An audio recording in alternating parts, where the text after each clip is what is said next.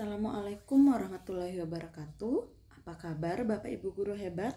Perkenalkan, saya Irma Rubianti, calon guru penggerak angkatan 10 dari SMA Negeri 1 Tanjung Harapan, Kabupaten Pasir.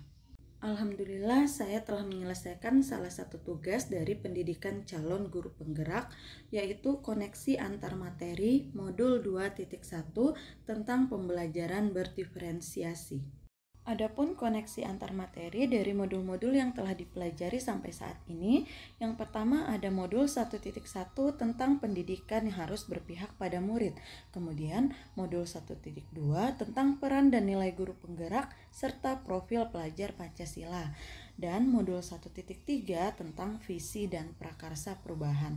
Dilanjutkan dengan modul 1.4 tentang budaya positif, dan yang terakhir modul 2.1 tentang pembelajaran berdiferensiasi. Koneksinya akan disampaikan pada bagian kesimpulan dari karya ini.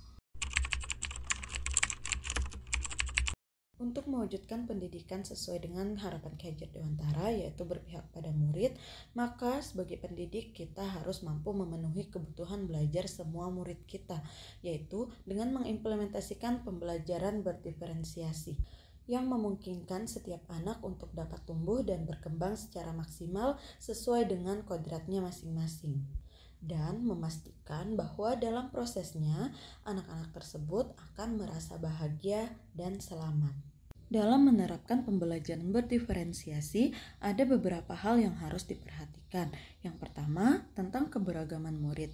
Jadi, sebagai seorang pendidik, kita harus paham betul bahwa murid yang ada dalam satu kelas maupun yang ada di sekolah itu adalah individu yang berbeda.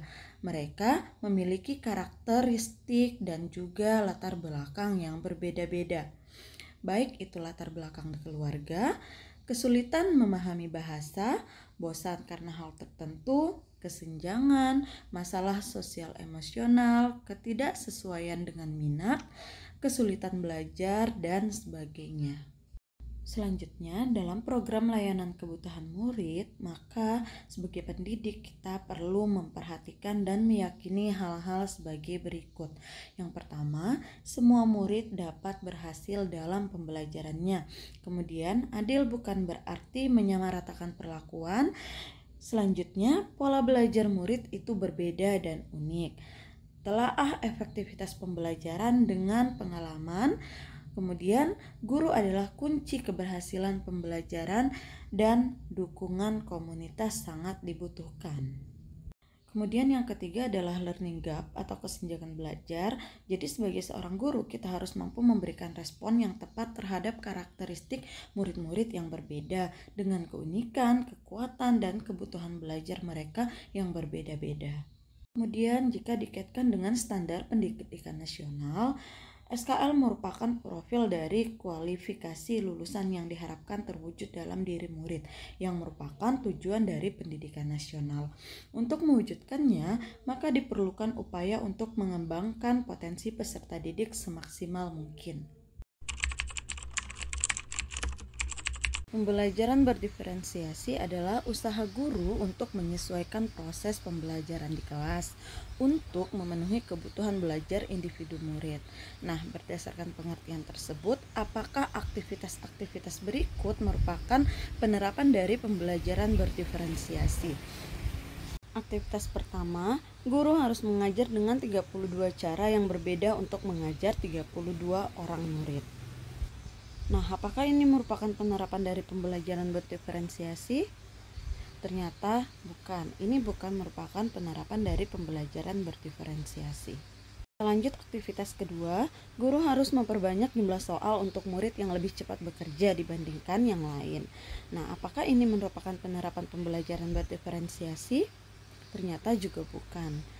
Aktivitas ini bukan merupakan penerapan pembelajaran berdiferensiasi. Kemudian aktivitas ketiga, guru harus mengelompokkan yang pintar dengan yang pintar dan yang kurang dengan yang kurang. Nah, di aktivitas ini guru sudah melakukan pemetaan. Namun, apakah ini merupakan penerapan pembelajaran berdiferensiasi? Ternyata juga bukan. Pemetaan yang dilakukan bukan merupakan pembelajaran berdiferensiasi.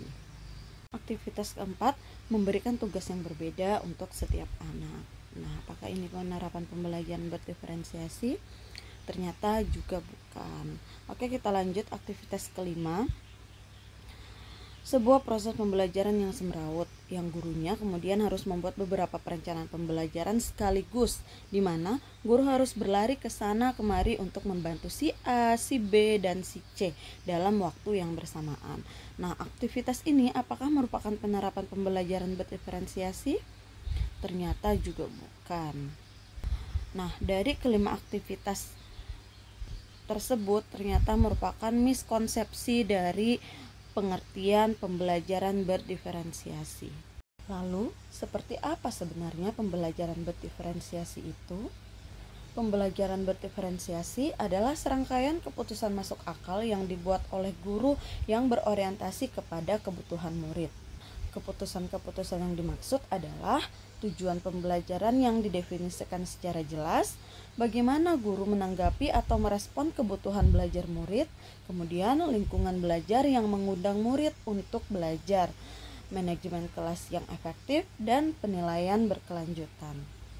Nah, jika dikaitkan dengan standar nasional pendidikan yang harus dilakukan oleh guru, salah satunya adalah membuat rencana pelaksanaan pembelajaran, di mana terdapat prinsip yang harus diikuti. Salah satunya adalah bahwa perencanaan pembelajaran harus dilakukan dengan memperhatikan perbedaan individu setiap murid. Lalu, bagaimana kita dapat mengetahui kebutuhan belajar murid? Terdapat 3 aspek kebutuhan belajar murid. Yang pertama, kesiapan belajar murid, yang kedua, minat murid, dan yang terakhir, profil belajar murid. Nah, untuk kesiapan belajar murid, kesiapan belajar itu sendiri merupakan kapasitas untuk mempelajari materi, konsep, atau keterampilan baru. Dimana jika kita mengacu pada contoh perspektif dengan tombol equalizer oleh Tomlinson, terdapat beberapa aspek. Yang pertama, bersifat mendasar atau bersifat transformatif, konkret atau abstrak, sederhana atau kompleks, terstruktur atau terbuka, lambat atau cepat, dan tergantung atau mandiri. Kemudian untuk aspek kebutuhan belajar yang kedua adalah minat murid. Minat sendiri merupakan suatu keadaan mental yang menghasilkan respons terarah terhadap suatu situasi atau objek tertentu yang menyenangkan dan memberikan kepuasan diri. Minat sendiri ada 2, minat situasional dan minat individu. Nah, berikut adalah tujuan dalam melakukan pembelajaran yang berbasis minat.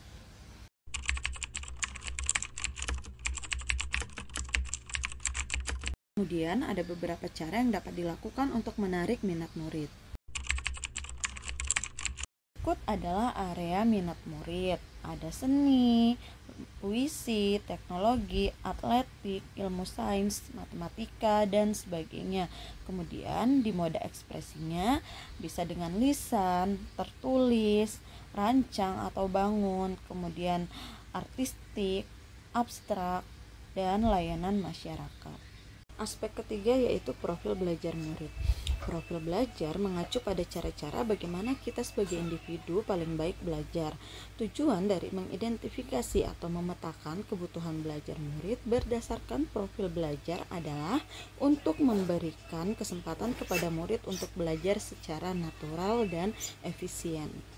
Terdapat beberapa faktor terkait dengan profil belajar murid. Yang pertama, preferensi terhadap lingkungan belajar. Yang kedua, pengaruh budaya. Yang ketiga, preferensi gaya belajar. Dan yang terakhir, preferensi berdasarkan kecerdasan majemuk. Bagaimana cara mengidentifikasi atau mengetahui kebutuhan belajar murid? Nah, hal yang perlu diperhatikan saat mengidentifikasi kebutuhan belajar murid yaitu guru harus memahami tujuan pembelajaran dan juga bagaimana proses asesmennya. Setiap guru harus memahami tujuan pembelajaran yang menjadi target dengan baik agar lebih mudah mengidentifikasi kebutuhan belajar murid-muridnya, yaitu kesenjangan pengetahuan, pemahaman, dan keterampilan murid-muridnya saat ini jika dibandingkan dengan target pembelajaran. Kemudian hasil dari asesmen yang dilakukan dapat digunakan untuk mengetahui kebutuhan belajar murid. Asesmen yang dilakukan dapat berupa pra-asesmen, asesmen formatif, dan asesmen sumatif. Yang pertama, pra-assessment dapat dilakukan di tahapan perencanaan pembelajaran untuk mengukur pengetahuan awal murid, minat murid, profil belajar murid, dan informasi-informasi lainnya. Pra-assessment dapat berupa pretest, peta konsep, survei minat, bagan TIB, kemudian diskusi, dan kuis informal. Selanjutnya, asesmen formatif. Ini dapat dilakukan saat proses pembelajaran dan hasilnya akan digunakan sebagai arah untuk perbaikan perencanaan pembelajaran selanjutnya. Asesmen formatif dapat dilakukan dengan dua cara, yaitu formal dan non-formal. Secara formal sendiri dapat dilakukan seperti misalnya daftar periksa atau checklist kemajuan murid, menjawab pertanyaan, mengerjakan kuis, observasi, dan membuat catatan.